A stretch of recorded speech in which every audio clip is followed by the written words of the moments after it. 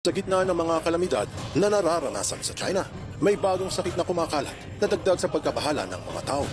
Naipapasa sa simpleng kagat lang ng lamok, kumalat na sa maraming syudad at mga probinsya. Grabe ang epekto kapag nahawahan, mataas na lagnat at matinding pananakit ng katawan. Tumatagal ng ilang araw, minsan ay linggo, minsan ay buwan at taon. Habang dumarami ang kaso, tumataas ang kaba at takot ng ibang nasyon.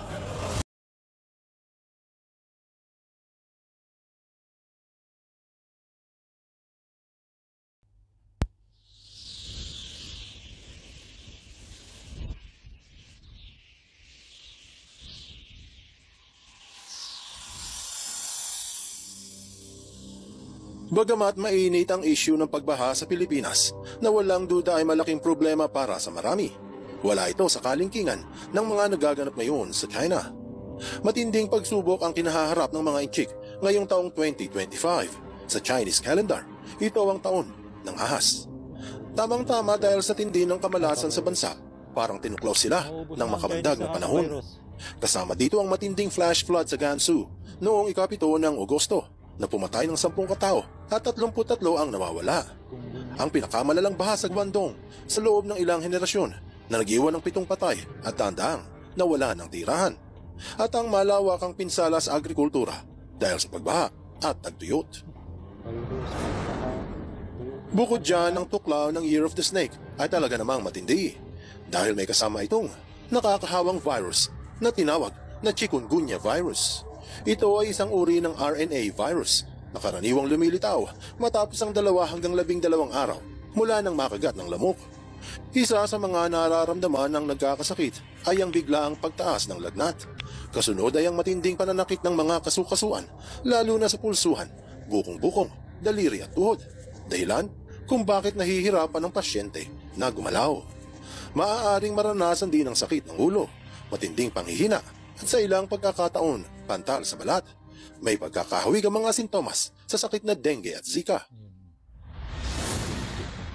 Tinawag na RNA virus ang chikungunya dahil may genetic material itong dala-dala na tinatawag na ribonucleic acid o RNA. Ito ang ginagamit para mag-replicate ang virus. Mahalaga ito dahil ibig sabihin, madali itong magbago ng strain. Ilang beses lang itong hahawa, magbabago na ng anyo. Kaya mahirap gumawa ng bakunang pangmatagalan kapag ito ay kumalat. Sa tuwing hahawa ang isang RNA virus, katulad ng chikungunya sa ibang tao, dito, nagbabago ito ng strain. Kabilang sa mga halimbawa ay ang influenza, tigdas, dengue, COVID-19 at rabies. Mabilis mamatay ang RNA virus kapag nasa labas ng katawan.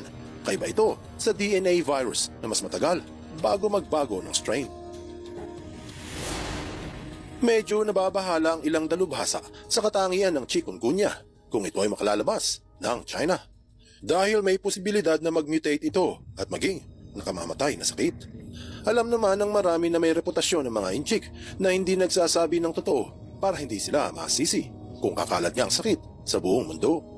Ayon sa BBC, pagpasok lang ng buwan ng Agosto, higit sa 7,000 kaso na ng sakit na chikungunya ang napagalaman na meron sa China mula pa noong buwan ng Hulyo. Sinabi pa na sa siyudad ng Foshan, bandang ibaba ng bansa, malapit lang sa Hong Kong, doon ang pinakamalubha ang tama ng sakit. Maraming pasyente sa ospital ang hindi pinauuwi hanggat hindi negative ang blood test sa virus. At ang dahilan nga ay naipapasa ito sa pamamagitan ng kagat ng lamok. Ika-8 ng Agosto, lumobo na ang bilang ng nahawahan sa China. Ang ulat ng BMJ News, isang balitaan hinggil sa mga sakit at kalusugan, na malapit nang umabot sa 8,000 katao mula sa South China ang nahawahan ng chikungunya. Sinabi noong una na ang sentro ng sakit sa Foshan na nasa probinsya ng Guangdong. Doon, yung may mga sakit, karamihan ay may lagnat, masakit ang katawan, at may rash. Kung matatandaan na bago matapos ang buwan ng Hulyo, naglabas na ng babala ang World Health Organization. Sa Science Alert, sinabi na ang virus ay peligro sa buong mundo. Hindi ba't nanawagan agad-agad ang organisasyon na pigilin ito bago kumalat sa ibang bansa? Subalit merong mga nagsasabi na hindi virus ang issue dito. Ang tunay na problema ay walang iba kung hindi ang China.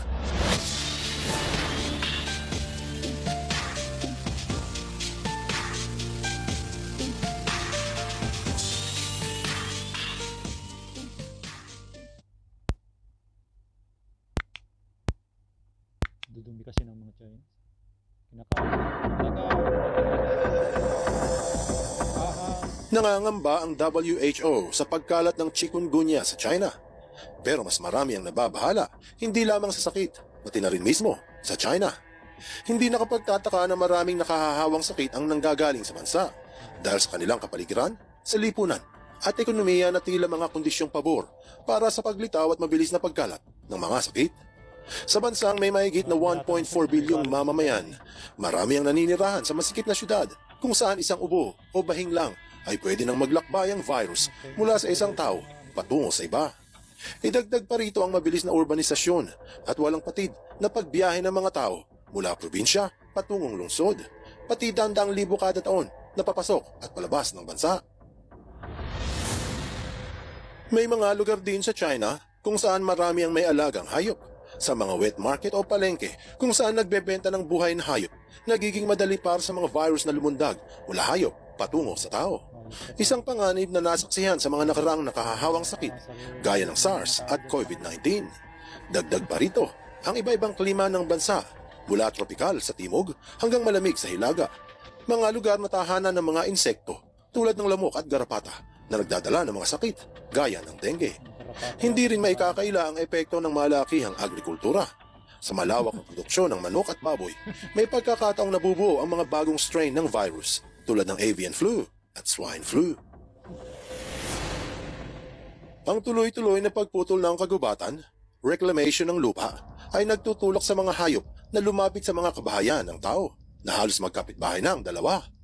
Marami ding dahilan kung bakit nahihirapan ang mga lokal na pamahalaan sa China na mapigil ang pagkalat ng virus sa kanilang mga komunidad. Isa sa pangunahing problema ay ang kakulangan sa mga pasilidad, lalo na sa mga liblib at maliliit na probinsya. Doon kulang ang mga ospital, bihasang healthcare worker at ang mga kagamitan para sa mabilis na pagsusuri upang maagapan agad ang pagkalat ng sakit. May mga pagkakataon na naaantala ang pag-report ng mga lokal na opisyal sa kinauukulan dahil sa takot na baka masira ang kanilang reputasyon. Ang pinakamatinding hamon na taglay ng chikungunya virus ay walang gamot dito. Ito ay isang viral infection na tulad ng ibang virus. Ang hirap gumawa ng panlunas na talagang kayang patayin o alisin ito sa katawan. Komplikado ang virus na ito dahil ginagamit niya ang sariling cells ng tao para dumami. Kaya mahirap na patayin nang hindi naapektuhan yung mismong may sakit. Kahit may mga pag-aaral para sa bakuna, wala pa rin talagang aprobadong gamot na ginagamit ng mga doktor. Kaya ang pinaka-effective pa rin ay ang pag-iwas. Sa ngayon, ang ginagawa lang talaga ng mga eksperto ay ginagamot yung mga sintomas tulad ng lagnat at pananakit ng mga kasukasuan. Pero hindi yung virus mismo. Ang pinakamabisang paraan talaga para labanan ang chikungunya ay ang prevention o ang pagiging maingat na hindi tayo makagat ng lamok. Sa huli, kahit may mga ipinatutupad na hakbang upang mapigilan ng sakit, madalas ay hindi ito nasusunod ng maayos, lalo na kung walang disiplina ang gobyerno at ang publiko. Kapag hindi naiwasan ang pagkalat ng sakit na chikungunya, dadami pa ang mga mahahawan at ang mga mamamatay. Kung hindi mapipigilan ng China ang virus, malaki ang panganib na mabilis itong kakalat na posibleng mag-mutate at maging isang deadly strain at magdulot ng gulo sa buong mundo. Kaya naman napakahalaga na kumilos sa mga pamahalaan para maprotektahan ang kalusugan ng bawat bansa bago makawala ang virus.